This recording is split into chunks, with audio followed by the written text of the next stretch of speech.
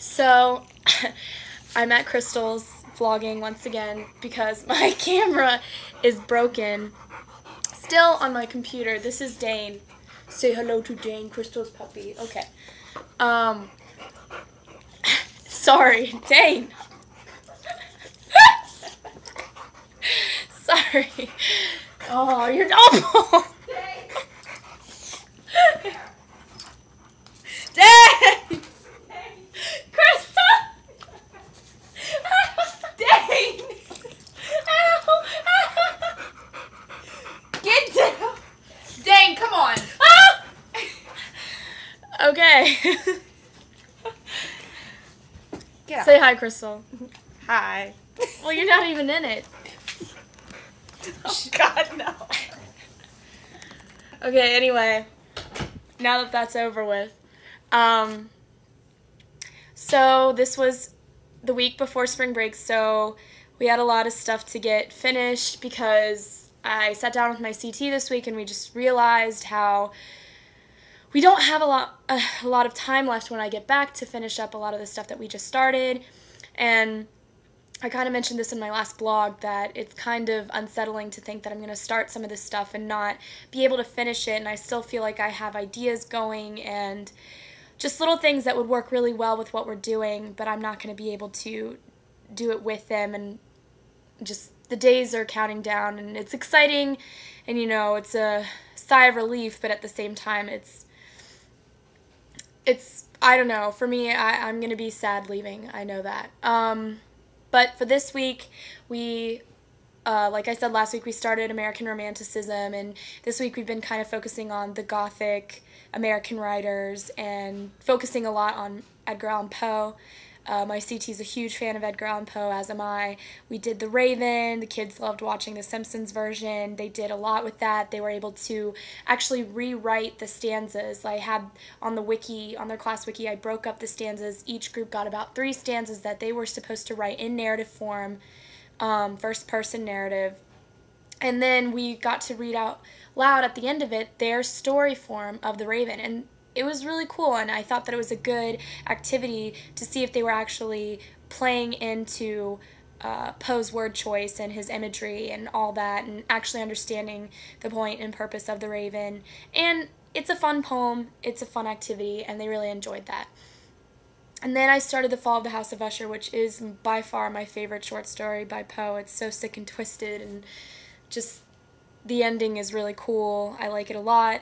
So I think that the students really bought into that. The more you as a teacher are enthusiastic about what you're teaching, I think that kids really, or students really go for that. And my CT is always, well, not always, but she always reminds me, you know, the more excitement you put into it, the kids will feed off of that. And it's not about entertaining them necessarily, but it is about giving that excitement level so that the students will be hooked, I guess, into what you're talking about.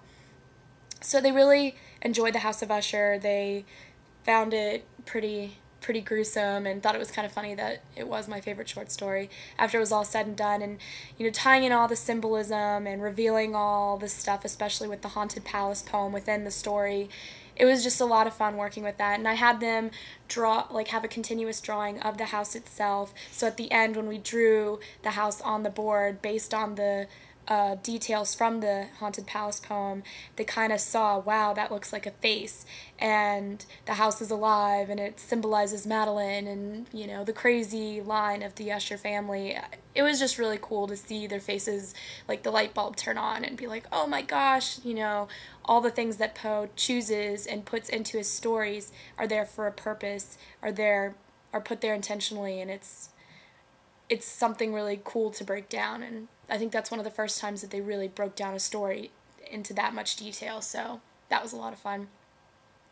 We're about to start their research papers, and I'm hoping that, especially for third block, that it's going to go a little bit better than their persuasive essays, because I had to give a few of my students zeros for plagiarism. I ended up going back and giving them a few extra points just because they're already doing kind of badly in my class, but I told them point blank, like, if they plagiarize again for the research paper, it's going to be a 0. I gave them a packet on plagiarism. I gave them a packet on MLA format. For the research paper, we're doing APA, but I just feel like I gave them examples. I modeled it for them. I even gave them one-on-one time conferencing with them about it, and it was just like kind of a slap in the face to get the same exact paper they turned in for the ref draft with no citations at all and like copy pasting from a Google website. So that was a little frustrating, but I am going to, now that they know about the plagiarism packet and they have like the APA and MLA handout that I gave them, I feel like I can focus more on how to search and research for this research paper and kind of tailor what sites that they should be looking at to enhance their research paper and to really dig deep into whatever their question may be. So I feel like that's the one thing that I took from the persuasive essay. I need to help them focus more on how to research, and you know, they know how to cite, they're just not doing it. But that's that. This week was also midterms. I didn't pull a lot from my CT's midterm, but I kind of followed her format because she said that this was the one time that she likes to give them a test that is collegiate level, to give them a taste of that, and she wants to prepare them for that. So I felt like I did a pretty good job in preparing them for that. I gave them a study guide in advance. I wrote the tests in advance. I gave them excerpts. I think for the college level there were 3 readings that they'd never read before that they were to answer questions on, just based on the time periods that we'd been reading, so they could analyze it like we've been analyzing the other readings. And the same for the general class, but not as many readings. And they didn't do as well as I had expected them to. I don't think that they realized that it was going to be that difficult, though I did stress to them that this is a college level test. I know I allowed them to take it with their study guides. I allowed them to use any notes that they had taken in class because it was covering a lot of material.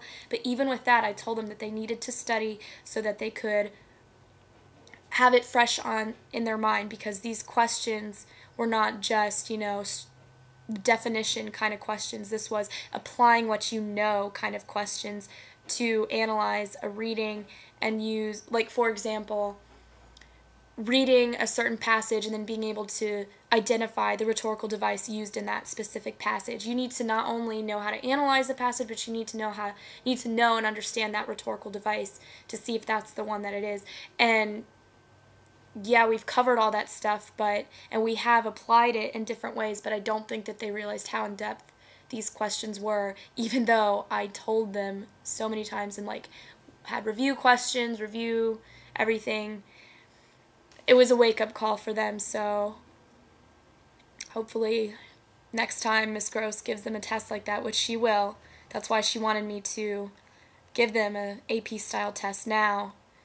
They'll realize that even if it is open note, open book, you need to study. So, what else? I don't really know if there is anything else to cover from this week. I'm sorry once again that my vlog is late. As everyone knows, I've been pretty sick. I'm trying to get better, and I also was out of town this weekend for an interview and for a funeral, so the interview went well. I don't know if that means anything, but hopefully maybe by May or June-ish time I'll know something more, but I'm hoping this one pulls through.